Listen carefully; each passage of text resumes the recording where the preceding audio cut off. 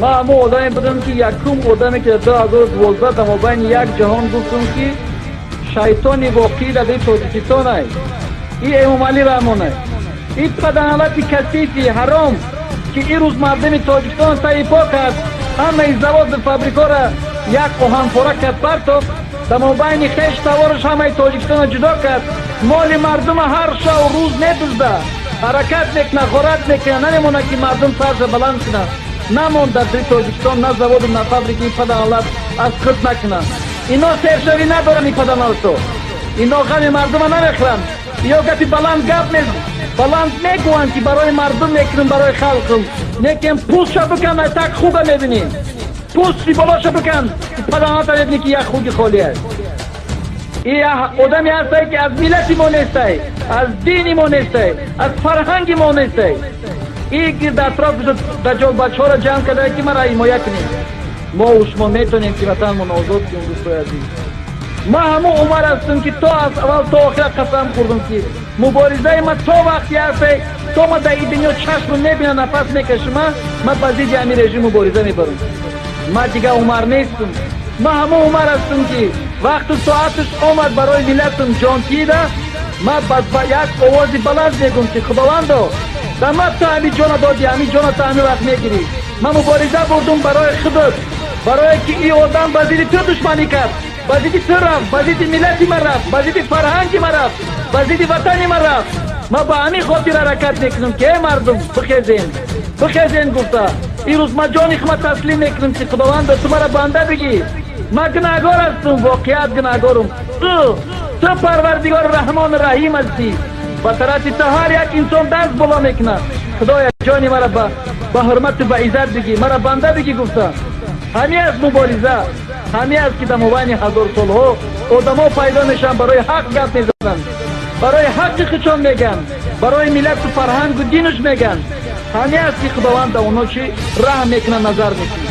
دوستای عزیز، ما هر باری که میشنوم گپاتونا، ما بازم میگم که ما در یک سین شما برای ما حرام است. ما ملک یک جای شما بگیرم برای خوردن خودم. و اگر که وقت و ساعتش آمد، وقتی که همه ملکی ما تمام شد، دانی ما تمام شد، ما در قدر میبرم کار میکنم، نمیدونم هر کاری که دست نبیاید که زندگی ما پیش برم.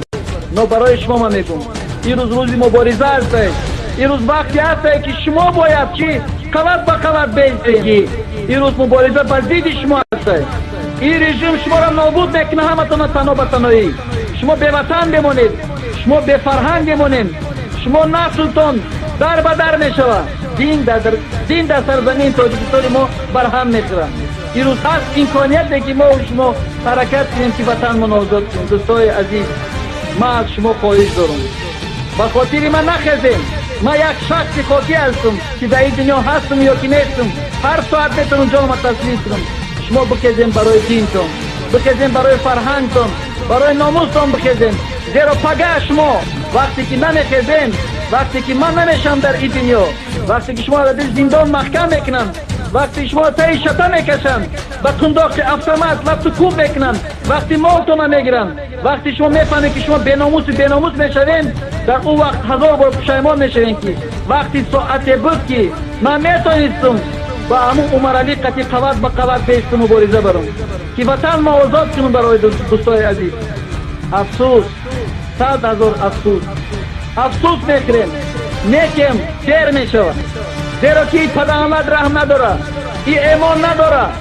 در وقت خودش پیغمبر خدا محمد رسول اکرم صلی الله علیه و سلم گفت که خدای ما را نگه داره که کسی که مثلا در قدر رب بفهمه که دجال میده باید از پیشش بگریزه. زیرا که دجال گپ نمیفهمه، آیات قرآن نمیفهمه، سخن شیرین نمیفهمه. هر کسی که با او رو پروشید دین شاید دستش میته. علی همین نمود آدم هست که شما همتون ای دستون میتین، ناموستون ای دستون میتین، دینتون ای دستون میتین، فرهنگتون، زمینتون ای دستون میتین. بعد میفهمین که من چی میگم در شما. من از شما خوبتر میدونم امام علی چی قطعی اولادش، قطعی دامادش.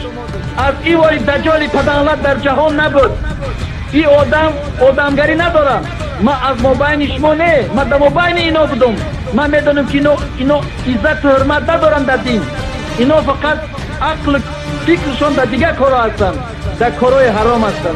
مرحمت دوستای عزیز، شما شنیده بودین که در مسئله پامیر را چقدر مردم کش به خاطر چی کشتی قدر آدم در ماه شهید رمضان چیزی که شما شاهد بودین که بچه خواهرش رفتن رسیدن در مابین هیچ کس آواز کشیده نتونید هیچ کس حمایه کرده نتونید چی کودکه هیچ کس نتونید که دختر سرش بلند کنه که همیشه تغییر نشده. پیروز دوستای عزیز ما از شما چی خواهش میکنید؟